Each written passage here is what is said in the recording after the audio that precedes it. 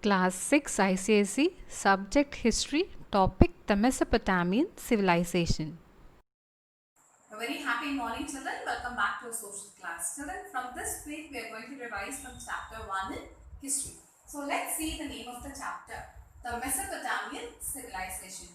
So the word civilization comes from the Latin word civitas, which means city. So here the name of the city is Mesopotamia. So what do you mean by the word meso? Meso means in the middle of, okay. So in the middle of the two rivers, the Tigris and the Euphrates. So the Mesopotamia means a land between the two rivers, the Tigris and the Euphrates. And it is known as the cradle of the civilization. And now this place is the home to the modern day Iraq, Kuwait, Turkey and Syria.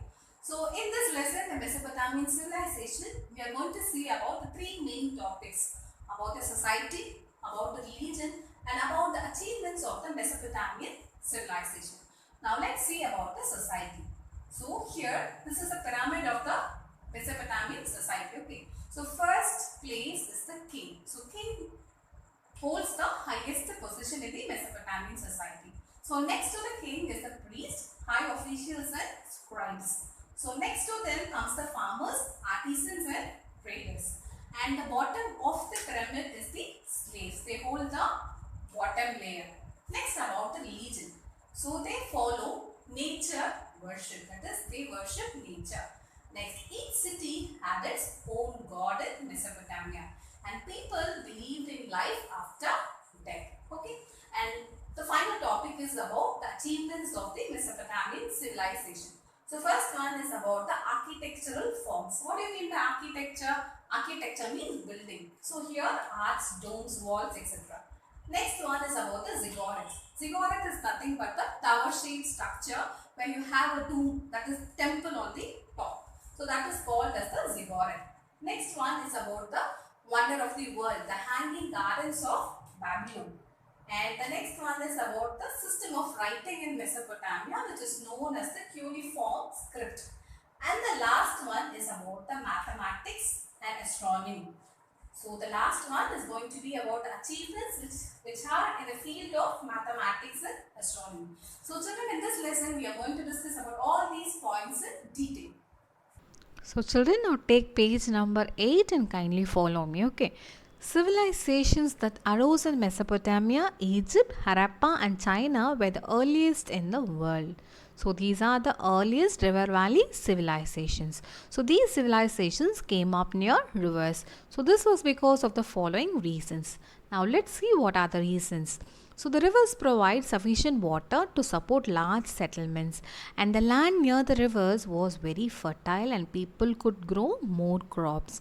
And the rivers served as a means of transport, and the early river valley civilizations used bronze to make tools and implements, and hence they were also called as the Bronze Age civilization.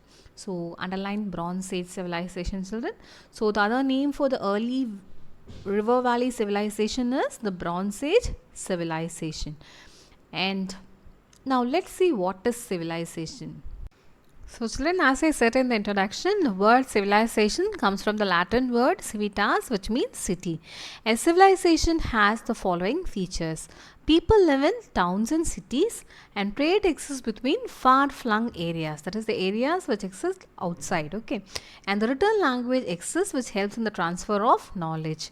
And social and economic divisions exist in society, and some groups are more powerful than the others. And the government exists to maintain the law and order and problem in the country. And the different religious beliefs and art forms also exist. So, children, around 2500 BCE, the areas around the valley of the Tigris and the Euphrates in Mesopotamia, which is the modern day Iraq, and the Nile Valley in Egypt, the Indus Valley in the Indian subcontinent, and the Huanghe Valley in China had become the centers of civilization. And though these civilizations had some features in common, each also developed its unique characteristics. So now let's see about the Mesopotamian civilization in detail. So Mesopotamia is the land between the Tigris and the Euphrates river. So we saw in the introduction itself, isn't it? And it is called as the cradle of civilization. And it included the regions of Sumer, Akkad, Babylonia and Assyria. Next, we are going to see about the sources. So, we get to know about the Mesopotamian civilization through archaeological sources such as the ziggurat at Ur, the seals, and the literary sources such as the Epic of Gilgamesh and the origin. So, around 3rd millennium BCE, a civilization developed under the Sumerians, and this was the world's first civilization. So, kindly underline in your textbook page number 10. Okay, so around 3rd millennium BCE, a civilization developed under the Sumerians, and this was the world's first civilization. Okay, and next we are going to see about the Mesopotamian cities. So many ancient cities such as the Erut, Kish, Uruk, Lagash and Ur have been excavated, and Ur was the biggest city. So what you are saying is in the picture is about the city Ur. Okay, so it was divided into 3 parts. First one, the sacred area.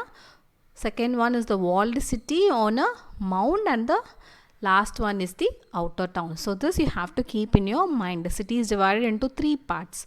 So first, the sacred area, the walled city, and the third one is the outer town. And the sacred area consisted of a tower called the ziggurat. So on top, which was a temple dedicated to the patron god of the city. And offices and storehouses were also situated in the sacred area. And the walled city and the outer town were residential area. So what do you mean by sacred area, children? Sacred means what? Holy, precious, isn't it? And residential areas means where you live.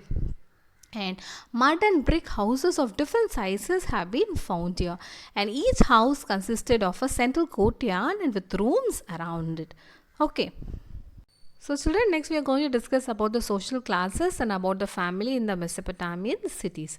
So there were different classes in the Mesopotamian society, and the king was very powerful, and he was a head priest and performed religious rites and sacrifices. He and the royal family held the highest position in the society, and priests, high officials and scribes were next in importance. So who are scribes? The person who writes. Okay, they are writers. And next to them came the farmers, the artisans and the traders. And at the bottom of the social ladder were the slaves.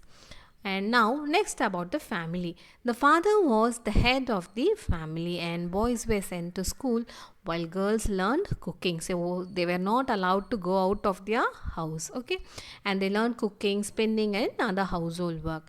And some were taught to read and write at home. So women were not treated equal to men those days. So children, next we are going to see about the religion in Mesopotamia.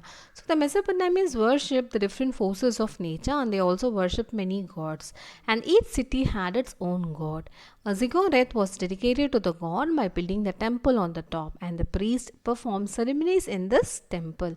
And excavated evidence suggests that the Mesopotamians believed in life after death. And many graves contain articles of daily use which the people believe the dead would need in their afterlife. Okay, so they contain all the things which we use daily. Okay, so after that they would bury everything with the dead bodies. And the picture what you're seeing in the screen is the Babylonian god Marduk. So people believe that Marduk created the world after defeating a monster. So the next subtopic is about occupation and trade and commerce. So most people were farmers in Mesopotamia. They grew wheat, barley, corn, dates, fruits and vegetables. And improved methods of irrigation led to an increase in crop production. And among craftsmen, there were metal workers such as blacksmith and goldsmith and potters, weavers, sculptors and glass makers, so on. So stone carving was an important occupation during Mesopotamian civilization. And next one is trade and commerce. So people traded in many goods, and they imported raw materials and turned them into finished articles or products, and then sold them at home and abroad. So the quality of goods was strictly supervised, and the records of trade were written on clay tablets. And the discovery of the Mesopotamian seals in Indus cities and that of the Indus seals in cities of ancient Mesopotamia prove that the trade existed between the two civilizations. So now let's have a quick quiz now. So the early River Valley civilization used dash to make tools. What metal did they use, children? They used bronze. And which was the biggest Mesopotamian city? It is Ur. The Mesopotamian civilization is called the rock of the civilization. True or false? It is false. It is called as the cradle of the civilization. Okay. And who held the highest position in the Mesopotamian society? The king, isn't it? Next, what caused an increase in crop production? What caused the increase in crop production? It is about the improved methods of irrigation which increased in crop production. So children, next we are going to discuss about the major achievements of the Mesopotamians in the field of architecture. So stone was not easily available in Mesopotamia, so buildings and temples were made of baked bricks. And the architectural forms such as the arch, column, dome and vault were used in these buildings. So the introduction of these architectural forms was one of the greatest contribution of the Mesopotamians. So children, what you are seeing in the picture is the great ziggurat of Ur, and it was dedicated to Nana, the moon god. So people built many ziggurats like this, and they were many stories high and decorated with marble, tiles and precious stones. And the drains of the baked bricks were built on the sides of the ziggurat. So these drains carry the rainwater away from the ziggurat. So ziggurat is nothing but it is on the top layer. So okay, and these sides of the ziggurat allow the rainwater to carry it away from the temple. So children, this is one of the wonders of the ancient world, the Hanging Gardens of Babylon. And it was built by King Nebuchadnezzar for his wife because she missed the hilly landscape of her home. So in order for her happiness to be brought back again, King Nebuchadnezzar built this beautiful Hanging Gardens of Babylon. Next, we are going to discuss about the achievements of the Mesopotamians in the field of science. So, the Mesopotamians excelled in mathematics and astronomy, and as we count by tens, they counted by 60s, and they divided an hour into 60 minutes and a minute into 60 seconds. So, a year consisted of 12 months with 30 days each month, and days and nights were divided into 12 hours each. And the Mesopotamians gave specific names to different stars and planets, and they also predicted eclipses. And next is about the script. So when people began to trade with each other, it became essential to record the details in writing. So the Sumerians invented the writing almost 5500 years ago. So the Mesopotamian system of writing is known as cuneiform. Underline the word in your text, cuneiform. So the script was wedge shaped and it was written from right to left with a pen made of reed or bone. Okay, what is the name of the script? Cuneiform script. And all writings was on clay tablets, and these tablets were then baked, and each tablet was like the page of a book. And many such tablets have survived, and the most famous of these are the tales about the legendary hero Gilgamesh. Okay, we already read in the source, literary source, isn't it? The Epic of Gilgamesh. So, still next we are going to see about the Hammurabi's Code of Law. The earliest complete record of laws was found in Mesopotamia, and a Babylonian king called Hammurabi 1792 to 1750 BCE compiled these laws. So Hammurabi's code is carved on a huge stone slab, and it lists 282 laws governing the trade and commerce. So underline the word 282 laws. Okay, and it prescribes the punishments depending on the severity of the offense and the circumstances of the offense and the status of the offender. And what you're seeing is a stone head thought to be of Hammurabi. Okay, and this is about Hammurabi's code of law. So children, you can read the facts that is more to know from pages 11 and 12 on your own. And now we have come to the end of the lesson, the decline of the Mesopotamian civilization. So it was perhaps one of the earliest river valley civilization, and it lasted many millennia but ultimately fell into decline. So decline means it came to an end. So however, the strides made by the Mesopotamians in the field of architecture, science and script have enriched the history of humankind. Now let's discuss some objectives from your text. So first one, choose the correct answer. The Mesopotamian civilization is called a dash age civilization. Yes, you all know the answer. It is Bronze Age civilization. And the earliest kingdom that arose in Mesopotamia was in Assyria. Third question, in Ur, the walled city and the outer town were dash. Residential area, sacred area, administrative area, and play areas. What is the correct answer? A. Residential areas. Fourth question, Ziggurat had a dash on the top. What is the correct answer? Temple. Option B, temple. Fifth one, the Mesopotamians wrote from dash, right to left, left to right, top to bottom, bottom to top. Which is the direction, children? Right to left.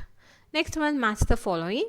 You have slaves, hanging gardens, writing, Hammurabi, and Epic of Gilgamesh on one side, and on the other side you have literary source, code of law, bottom of the social ladder, Babylon, and clay tablets. So first one, slaves. What is the correct answer for slaves? Bottom of the social ladder. Second one, the hanging garden. What is the answer for hanging garden? The Babylon. Third one, writing. Writing is on clay tablets. Fourth one, Hammurabi. Hammurabi is nothing but code of law. Fifth one, the Epic of Gilgamesh. It is a literary source. Now come to true or false. The Mesopotamian civilization was an early river valley civilization. The answer is true. Lakash was a city in China. Answer is false. Each Mesopotamian city had its own god. Yes, of course, it is true. Fourth question, most people in Mesopotamia were traders. False. And the Mesopotamians kept records of trade on tablets. Yes, of course. Answer is true. Children, now we have come to the end of the session. Thank you all for watching this video patiently. Okay. Now let's have a quick recap of what we have learned and then we'll stop. The first one, the Mesopotamian, Egyptian, Harappan and the Chinese civilizations are called the early river valley civilizations, and both archaeological and literary sources tell us about the Mesopotamian civilization. And in Mesopotamia, the first civilization developed in Sumer, and Ur was the biggest city in Sumer, and it was divided into sacred area, the walled city and the outer town. And there were many social classes in Mesopotamia. The king and the royal family held the highest position in the society, and the slaves were at the lowest rung of the social ladder. And the Mesopotamians worshipped many gods, and each city had its own patron god. And the temple towers called ziggurats were built for gods. And farming was the main occupation. And the Mesopotamians had trade relations with the Harappan civilization. And the major achievements of the Mesopotamians include the use of architectural forms such as arch, vault, column, and so on. And the ziggurats, the hanging gardens of Babylon's prediction of eclipses, and the names of different stars and planets. And the last we discussed about the writing and about Hammurabi's code of law. And at the end we read about the decline of the Mesopotamian civilization. Okay, children? Thank you all once again. Have a great day and write your classwork neatly and post it in the group. Thank you, children.